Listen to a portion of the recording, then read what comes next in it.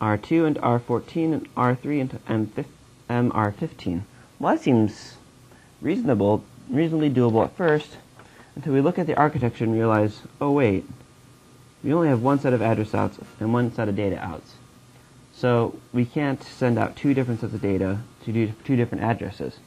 Matter of fact, we really couldn't do this anyways, regardless, because the RAM can only take in one address in and one data in, unless we have a very special form of RAM, which I don't think we're going to have.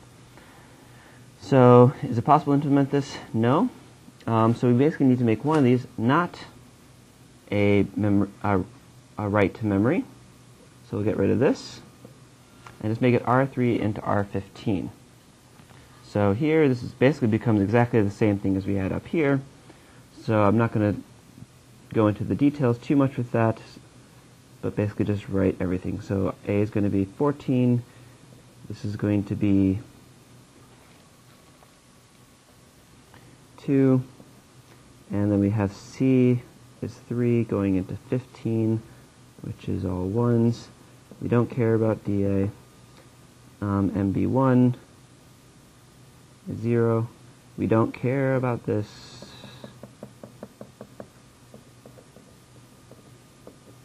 And this is all the same.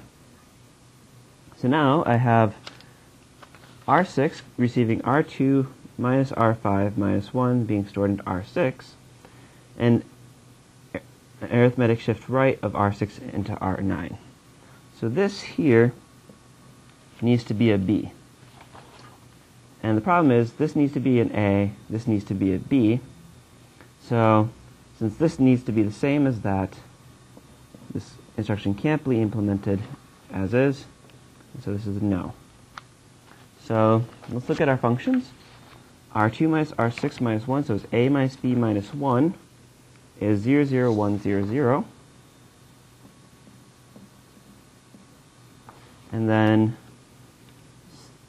ASRB into E is 1, 0, 0, 0, 1. And now we will have A be R2, so 0, 0, 1, 0.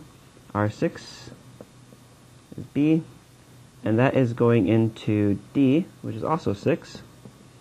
So we'll need MB1 to select B, which means it needs to be 0. We want MD to select the function unit output, so that's going to be MD is 0. And we're going to write to D, so that's going to be 0. And now we want to do C into B into E. And so since we're not using C, we don't care what CA is. We're writing to E, which is 9. MB2 is we're going to select B to put in, so that's that.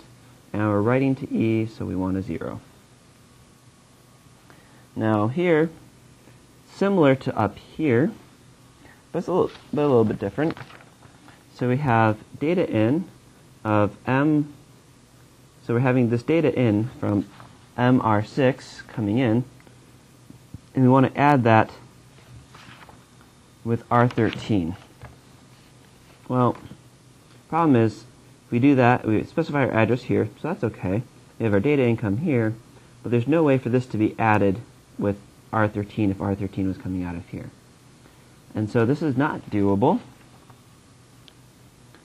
So we need to cross off either R13 or M of R6. Since we haven't done a store yet, we've always done we haven't done a load. We've always done stores, so I'll cross this one off for now. We want to put R2 into R4. So this is just going to be C into E, which we've seen before is 0, 0, 0, 0. And then M of R6 into R1. So R6 is our address for the memory, so this is going to be 0, 1, 1, 0. And our destination register is R1. So we're going to want to write to D, and we don't actually care what B is, because we don't use it for either instruction. And we want MB1. Well, since we don't care what B is, we don't care what this is. And, well, actually vice versa. Since we don't care what this is, we don't care what BA is. And since we're not using the function output, we don't care all of this. And so MD, we want the data in, it needs to be 1. And then we have RC into E, so that's R2, 0, 0, 1, 0 into R4, 0, 1, 0, 0. MB2 is going to be don't care, since we're just putting C into E, we're not really messing with B. And we're going to write to E, so this needs to be a 0. And that completes the solution video for problem 1.